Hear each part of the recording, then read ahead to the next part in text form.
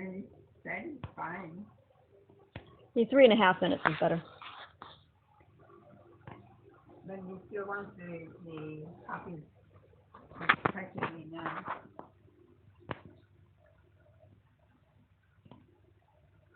I love my family. My family eating popcorn, sitting down. Laundry on the side. Raining outside. Nice and warm. He's curling up next to the grandmama. She's very grand. So is he. He's a prince. He's our young prince. Meet the Prince Eagle. Prince Eagle, I'm 84. How old are you? You're actually not 84 yet, Mom. Soon, but not yet. How old is Eagle?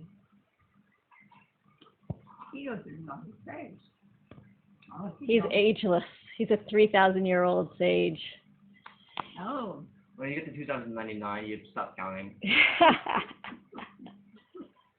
I think when you're after 3,000, you stop counting. Yeah. Aren't they gorgeous? This is my family. I was born during the time the ones in travel from one planet to another. I would love them very much. Well, maybe we can download your brain. So if they get, so hey, scientists out there who download brains, when it's time, we want to download Aita's brain and have it where she gets to, her consciousness gets to travel from planet to planet. Yeah. So your awareness will get to travel. Maybe not your physical body, because your physical body won't last more than 100 years. The brain food? But if they could download your brain. No, I don't think you can do that. Well, they don't have the technology yet, but maybe they'll work on it.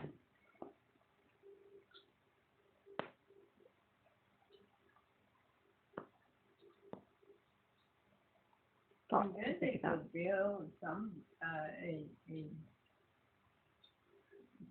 with neurons or wires that would be called neurons instead of your neurons. They store data, but every one of us is slightly different some way or another. My problem is that due to our current, if our current understanding of how memories work is correct, then you could create a digital copy of someone, but they wouldn't have any memories, just the opinions and experiences and motor senses, motor functions. Can't have opinions without memories. Not true. Mm. Memories are not circuits. They're, well, maybe. Well, that's what's already transpired. As far as I know, nobody's really figured out neuroscience behind memories entirely, at least storage-wise. Audience, get in on this comment and use this discussion. But small pathways and circuits and gates, they are continually getting rewired. The reason why they're continually getting rewired is because rewiring is the definition of learning. So you can know concepts, and you can know how to speak, and you can know lots of things while having zero memory. How about language? Maybe. Because as you travel, you better learn languages. Because I'm sure other people from other countries would love to join you. Well, actually, if you look at it, it'd be hard for you to speak, but you still know how to speak. Like, abstract, you know how to speak, but without having ever seen an image of a dog, you wouldn't know how to match the word dog with a dog. You still know the word dog exists as a word. Maybe they'll just cryogenically freeze me. And then I can do that. So then I'll be defrosted and come back to life and then have that consciousness that way. Yeah, but the aging, you're still eventually going to age. Yeah, that doesn't work. They have been trying that for generations. They've never woken anybody up. They've never attempted to wake anybody up. They've never attempted to wake anybody up. It doesn't last. Yeah, it does. Once it gets it down to, like, much below liquid nitrogen, your body isn't going to decay. Nothing's going to happen. Not for thousands of years. We're not okay? No. Okay. Eventually, your the body will slowly irradiate itself because of the carbon-14, but that'll take a very long time to have any meaningful effects. Even the tiniest carbon-14 decay wouldn't be that necessarily deadly, considering it's happening right now, so. Well, that's what I want done with my body if we have $1 million. Alright. If we have enough money to save the property, after the property's been saved, then I want it to have it where I'm cryogenically frozen so that I can join you in your future. So, But first we save the property. But you have to pay for your, Body to be stored? uh, Probably. I have to take those. How to do that. Unless it's a scientific experiment. I wouldn't mind being part of a free scientific experiment. If it was that.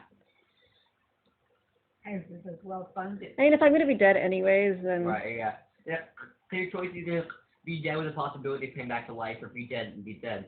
yeah, I'll choose the one where it's be dead and possibly come back to life. The question is, if you have your memories from now. That is a good question. And Do the memories get stored as far over? as cryogenically frozen, yes. The problem is cryogenically frozen for fatal disease. That makes sense because then you can just reverse the fatal disease. Theoretically, it's just what you figure out how to. Maybe. Cryogenically frozen Oh, for you might, you still might continue even after that. Heat in the body. nothing getting about cryogenically. If you're getting cryogenically frozen because of you're about to die of old age, how does that work?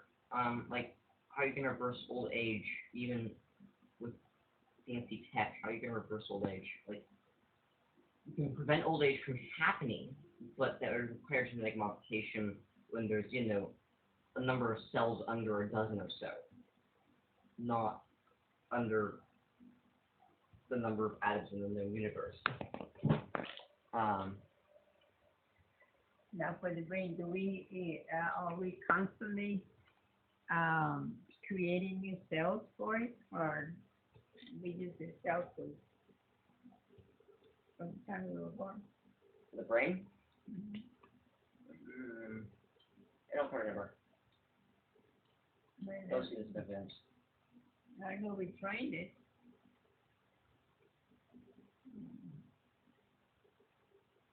Supposedly the memories from when you were still an infant still exist somewhere in your brain. That is if they aren't been overwritten. Good questions. Anybody have the answers? I don't know, but I wish I know what I was before. You mean in a past lifetime? Mm-hmm. There are therapists who say they claim that you can go to a past lifetime, like if you go under hypnosis. And see what it's like. Yeah. It all has always felt, even when I was little, I felt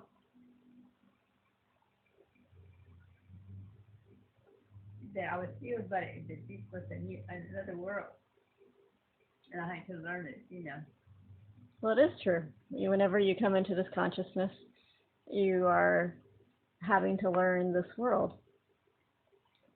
And sometimes, even inside, like when people have, go through major life changes, and all of a sudden everything that they thought about is different, they have to learn the brand new world. Like when COVID hit, everybody had to learn a brand new world.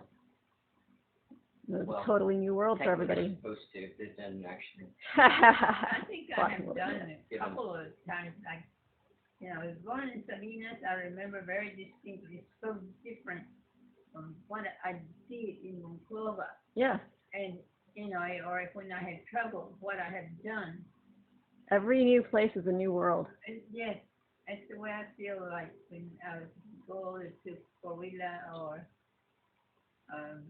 Costa Monterey. I forgot the name of the city, where I have a cousin related to us in the family.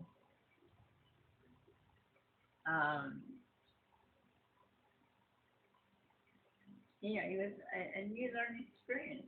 Yep, And always. they accepted, we were relatives, and before you knew it, he was the kingship. Mm-hmm. You make connections each new place I you go. remember going to the mountains, climbing with John, of all things. And we even took the car, I remember, until the path going up. There's no way we could even turn. It was finally, we found one little place that could do it, but if it, I would look down and say, I don't think I want to be when you turn, I did. So he said to go ahead and get out of the car. And just one little tree in between, there was only one fence. And was the time we indicated help because as we were going up, we had to stop because somebody was coming with, I don't know, mules or horses bringing cane or something, and so we had to let them go by. And they invited us to their place, and we ate with them. Little house up in this high about, you could see the city, and it was beautiful. I would have loved, John volunteered to send that kid to college. And, whether in Mexico or here. And somehow we lost track. Oh, they didn't quite believe that he would do that, but he would have.